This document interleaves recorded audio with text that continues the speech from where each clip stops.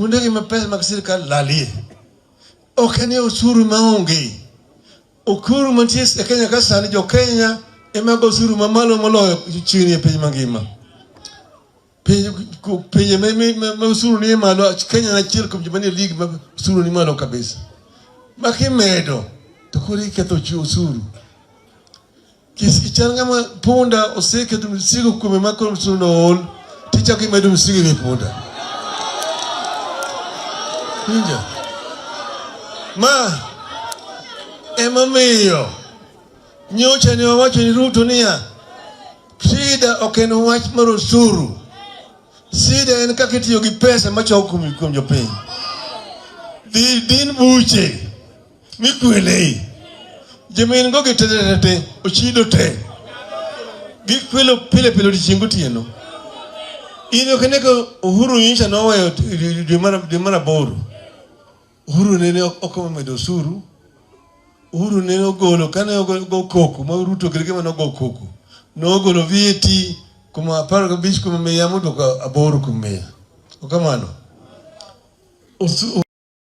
usuru Uhuru noketo miluongo ni subsidy ma mondo nego gik moko odho dhi piny ka gikawo ni to kamano Uhuru yude pesa no ema gibe yude pesa koro gikoni pesa koro onge koro gimedo sane ni kawo ni VAT kede mafuta akuma para 8,100 nyaka 16,100 double wija kori meda manda kucha wach mo ni dwagero ni udi kama dwagero be poko nyisi to ni ngado suru wija koro kingiyo kulimba gimedo suru en gima biro hinyo jopiny te kacha Yoshe watemo mwakwere kae bange ting'e ni dhima gipenjo kwa jo Kenya ni opinion poll wacho ni 95% ma jo Kenya odagi to sirikal en jotich jopiny bunge en jotich jopiny kech katiba ma Kenya wacho ni teko e piny ma Kenya ni lwet jopiny. The sovereign power in the Republic of Kenya rests in the people of Kenya. The people can exercise it directly or directly through their elected representatives. Tiendeni power ma MCS nigo, power ma jumbe nigo, power ma jopiny momiyogi. Jopiny gi thuolo mar miyogi power no, bed gi thuolo mar mayogi power no, mondo jopiny oduogo obedgo. Uwinji dhurwa. Uwinja. Omiyo kaloso gi Ruto. Taloso kode kaka ochung' ni jopiny mang'eny mohinge. Uwinja. Emomiyo sama loso moro sike ni kithure kia kischietha. Ni duokre koda. Akoni ya aloso an biabi joji mang'eny mohingi. Omiyo okinyal buoga.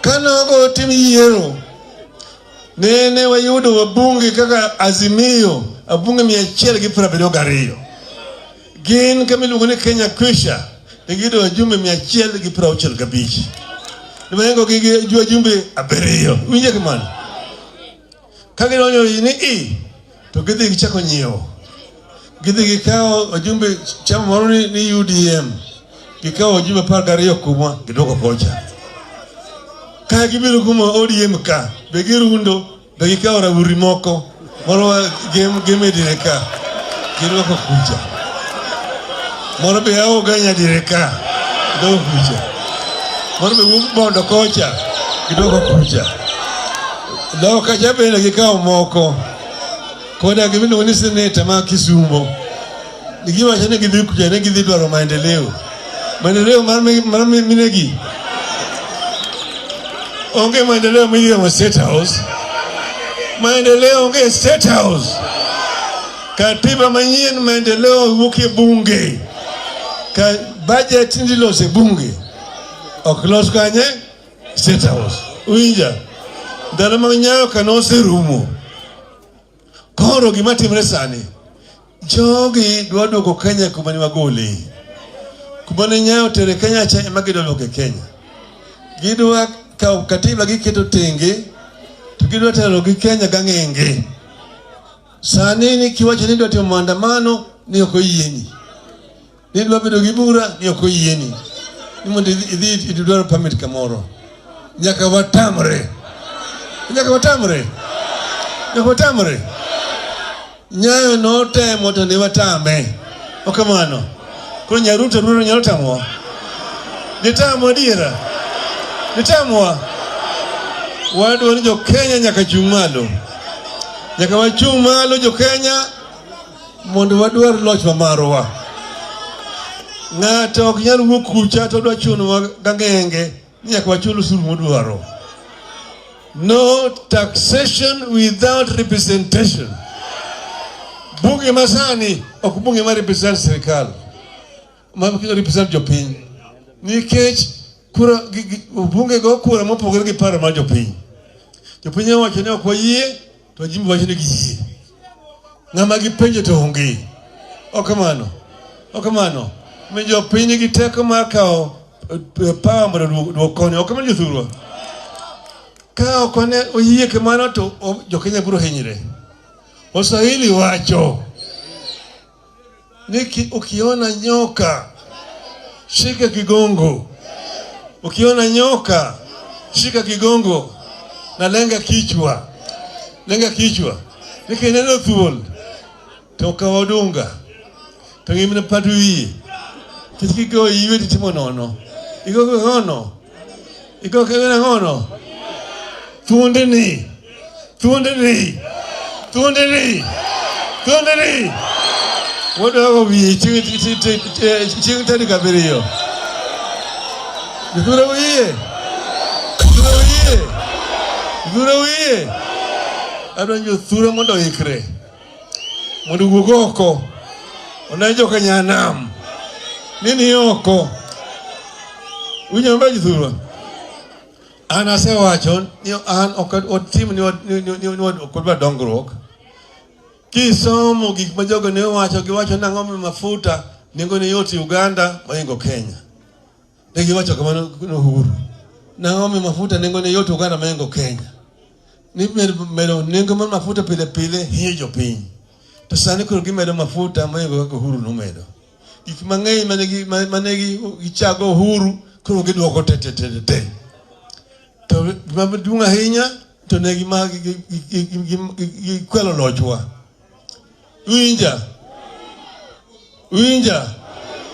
Noneno ng'amoncho mago frimbicha. Yone whistleblower. Whistleblower no ogolo gika. Gima whistleblower no ogolo. Ne nitie wakelo jarieko mane wagolo na Amerika. Mano odhi odonjo e gima iluongo ni Saba. Mang'iyo Saba kacha mogolo gika.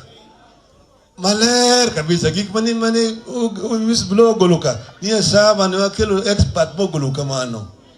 Ni Ruto noyudo kura 5,900,000.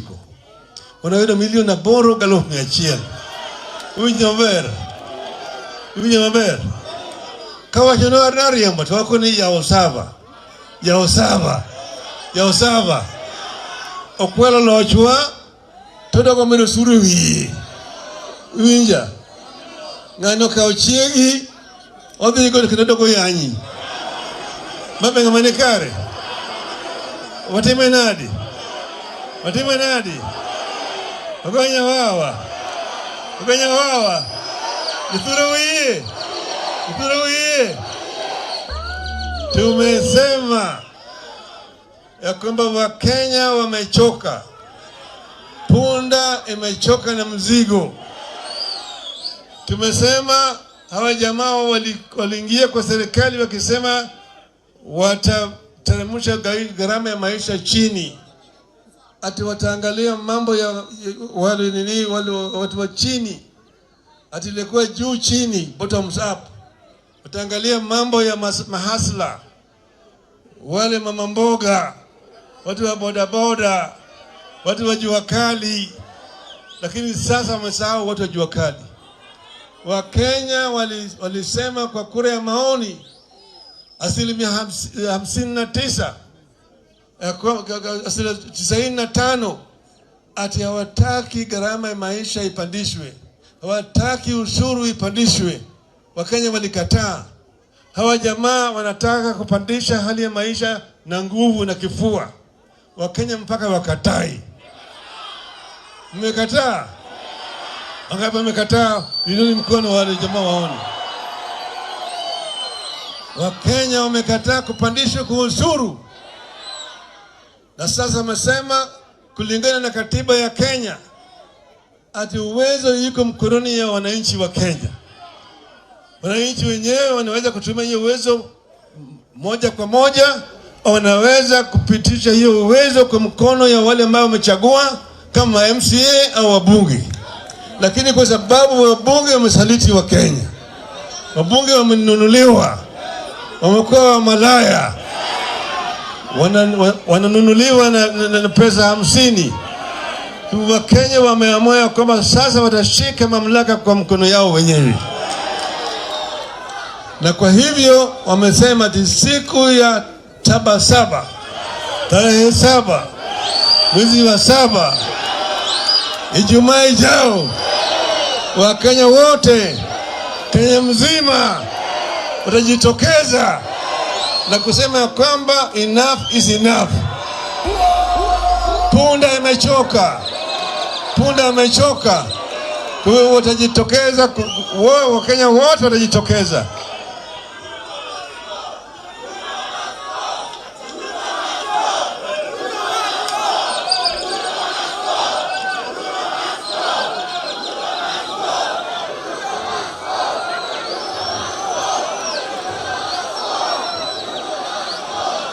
Hello?